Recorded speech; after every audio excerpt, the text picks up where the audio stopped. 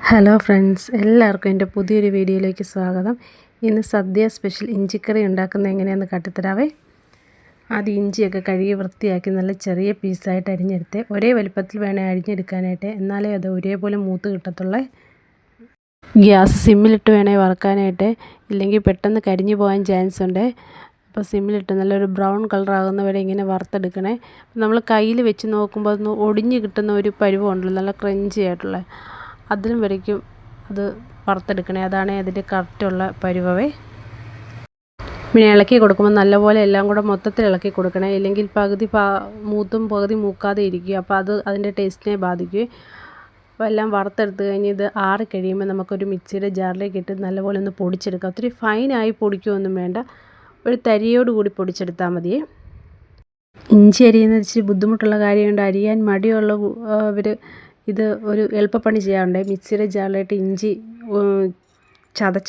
ഇഞ്ചി അരിഞ്ഞിട്ടിട്ടൊന്ന് ചതച്ച് അരച്ചെടുക്കും. എന്നിട്ടത് പിഴിഞ്ഞെടുത്തിട്ട് എണ്ണയ്ക്കകത്തിട്ട് വറക്കും. അതെന്തോ അത്ര ടേസ്റ്റി ആയിട്ട് എനിക്ക് തോന്നുന്നില്ല. അതൊരു എളുപ്പപ്പണിയാണ് ഇഞ്ചിക്കറി വെക്കാനായിട്ട്. പക്ഷേ എന്തോ എനിക്കിങ്ങനെ നമ്മൾ കൈകൊണ്ട് ചെറുതായിട്ട് അരിഞ്ഞെടുത്തിട്ട് അത് എണ്ണയ്ക്കകത്തിട്ട് വറുത്ത് പൊടിച്ച് അങ്ങനെ കറി വെക്കുന്നതാണ് എനിക്കിഷ്ടമേ.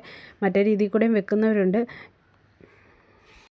അപ്പം നേരത്തെ നമ്മൾ ഇഞ്ചി വറുത്തെടുത്ത എണ്ണ ഉണ്ടല്ലോ, ആ എണ്ണയിലേക്ക് കടുകിട്ട് പൊട്ടിക്കുക. അതിനുശേഷം ഗ്യാസ് ഓഫ് ചെയ്തിട്ട് വേണം വറ്റൽമുളകും പൊടികളൊക്കെ ചേർത്ത് കൊടുക്കാനേ, ഇല്ലെങ്കിൽ പെട്ടെന്ന് കരിഞ്ഞു പോകാൻ ചാൻസ് ഉണ്ട്. ഗ്യാസ് ഓഫ് ചെയ്തതിന് ശേഷം വറ്റൽമുളക് ഇട്ട് കൊടുക്കുക. എന്നിട്ട് അതിലേക്ക് ആവശ്യമായ കാശ്മീരി ചില്ലി, മല്ലിപ്പൊടി, കായപ്പൊടി, ലേശം മഞ്ഞൾപ്പൊടി, ഇത്രയും മതി പൊടികളെ. ഇതെല്ലാം കൂടെ ചേർത്ത് നല്ലപോലെ ഒന്ന് ഇളക്കിയിട്ട് ഈ നമ്മൾ ചതച്ച് വെച്ച ഇഞ്ചിയും കൂടെ ചേർത്ത് കൊടുക്കണം. എന്നിട്ട് ഇതെല്ലാം കൂടെ എണ്ണയ്ക്കകത്തൊന്ന് വരട്ടിയെടുക്കണേ. അതിനുശേഷം പുളിവെള്ളം ഒഴിച്ചു കൊടുക്കണേ. പുളി അത് ഓരോരുത്തരുടെ ടേസ്റ്റ് അനുസരിച്ച്, ചിലർക്ക് പുളി കയറി നിൽക്കണം, മധുരം താന്ന് നിൽക്കണം, ചിലർക്ക് മധുരം കയറി നിൽക്കണം, പുളി താന്ന് നിൽക്കണം. അങ്ങനെ ഓരോരുത്തർക്കും ഓരോ ടേസ്റ്റ് ഉണ്ടല്ലോ. അപ്പം എന്നെ സംബന്ധിച്ചിടത്തോളം ഞാൻ ഇച്ചിരി മധുരത്തിന് പ്രാധാന്യം കൊടുക്കുന്ന ആളാണ്. അതുകൊണ്ട് ഞാൻ പുളി ഇച്ചിരി താത്തിയും മധുരം മേലെയും ആ രീതിയിൽ കൂടിയാണ് വെച്ചിരിക്കുന്നത്. അതുകൊണ്ട് ഒരു ശകലം പുളിവെള്ളമേ ഒഴിച്ചു കൊടുക്കുന്നുള്ളൂ. എനിക്ക് ഓവർ പുളി ഇഷ്ടമില്ലാത്തതുകൊണ്ട്. മധുരം പിന്നെ ഞാൻ ഇച്ചിരി കയറ്റി, അത് ശർക്കരയും പഞ്ചസാരയും ആഡ് ചെയ്യും. ശർക്കരയാണ് കുറച്ചുകൂടെ ടേസ്റ്റി ആയിട്ട് തോന്നുന്നത്. ഞാനൊരു ശകലം ശർക്കരയും ചേർത്ത് കൊടുക്കുന്നുണ്ട്. ശർക്കരക്കട്ടയാണ് ചേർത്ത് കൊടുക്കുന്നത്. അപ്പം ആ പുളിവെള്ളം എല്ലാം ഉണ്ടല്ലോ, അപ്പോൾ അതിൽ കിടന്നത് പെട്ടെന്ന് അലുത്തോളേ. പിന്നെ ഉപ്പിട്ട് കൊടുക്കാൻ മറക്കല്ലേ. ആവശ്യത്തിനുള്ള ഉപ്പ് ഇട്ട് കൊടുക്കണേ. ഉപ്പ് ഒരുപാടൊന്നും വേണ്ട, ലേശം മതി. കാരണം മധുരമാണല്ലോ ഈ കറിക്ക് കയറി നിൽക്കണ്ടേ.